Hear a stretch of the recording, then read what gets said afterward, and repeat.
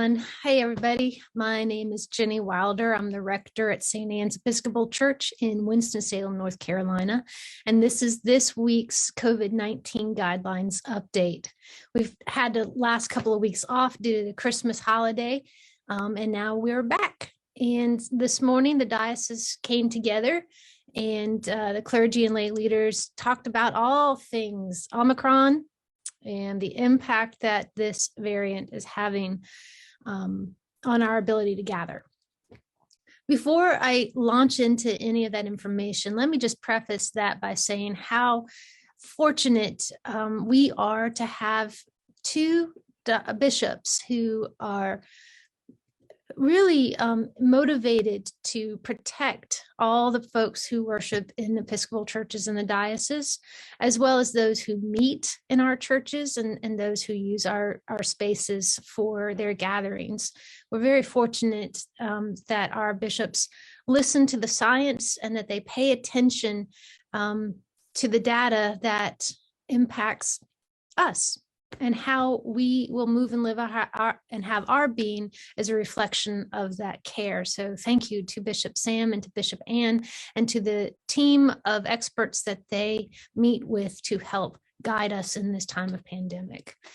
So if you haven't been paying attention, Omicron is here and it's here in force. And I want to show you the latest numbers.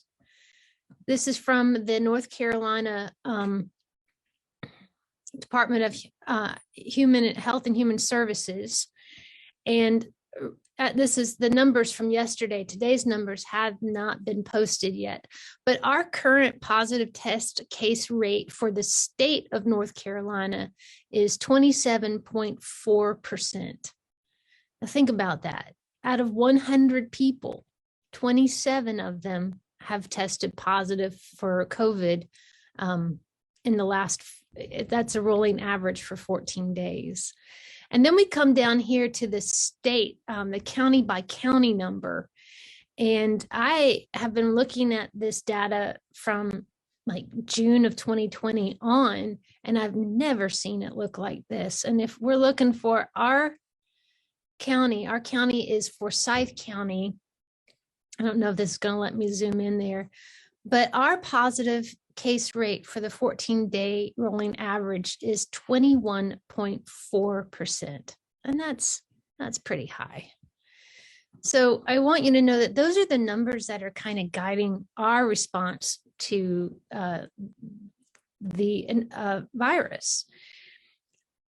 The diocese has made some recommendations, and I want to start off by saying these are the recommendations. They're not calling them requirements, and because they are recommendations and they're strongly recommended, but not required, we may be doing things differently than some other churches in our neighborhood or in our diocese.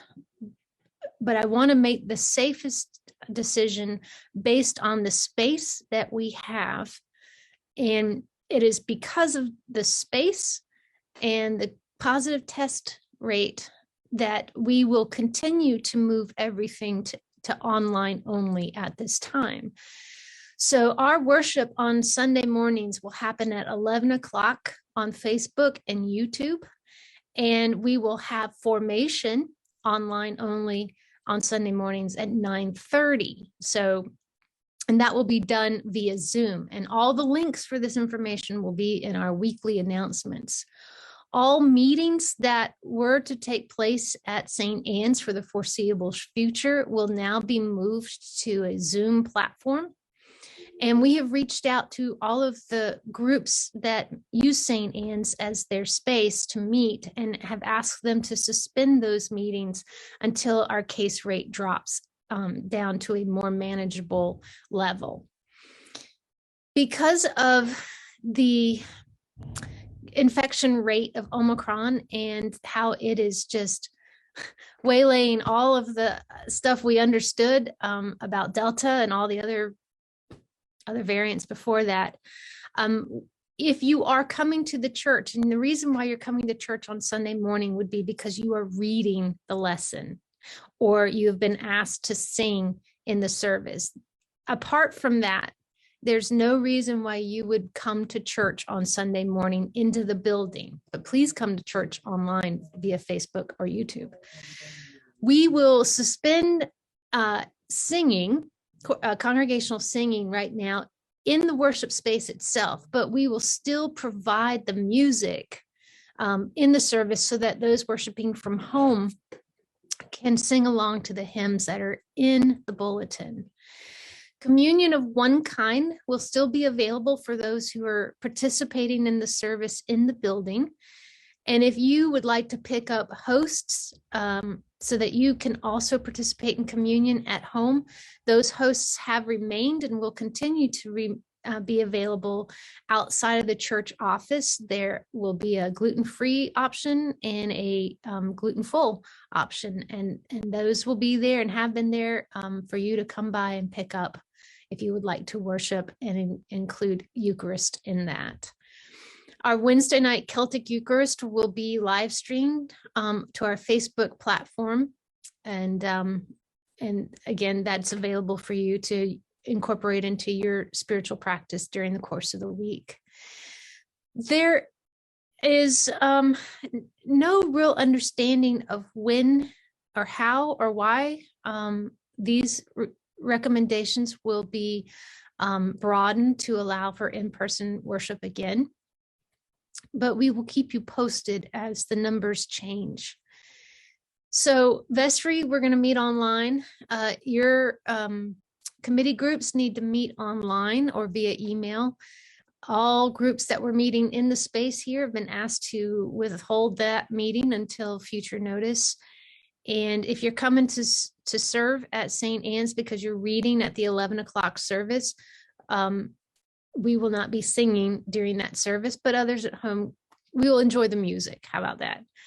So that's where we are this week. Sunday school for our littlest ones will continue to be offered online, and so will the Children's Chapel, which we're grateful to the Reverend Mary Cruz for holding. I know that in the next couple of weeks, things are going to be going at a breakneck speed as far as adjustments and things like that. But I think starting off completely online only allows us to make those adjustments in a way that makes sense. So that's where we are right now. I'm grateful to the staff, to David and to Lauren and to Mark and to the deacons, Mary and Pam, for their flexibility as we continue to be nimble and humbled by this variant. If you have any questions, whatsoever, please reach out to me. You can call the office, 336-768-0174. You can email me, you can call my cell, and I will happily have these conversations and address any questions that you have. And if I don't know the answer, then I will write that question down and ask it at our next meeting on Tuesday. All right, friends, may God bless us and keep us. May God protect our school teachers and all the school workers who will be welcoming back our littlest ones. And may God also hold fast to the frontline workers and the essential workers who continue to help us in this season of COVID. I'll talk to you soon. Take care and God bless.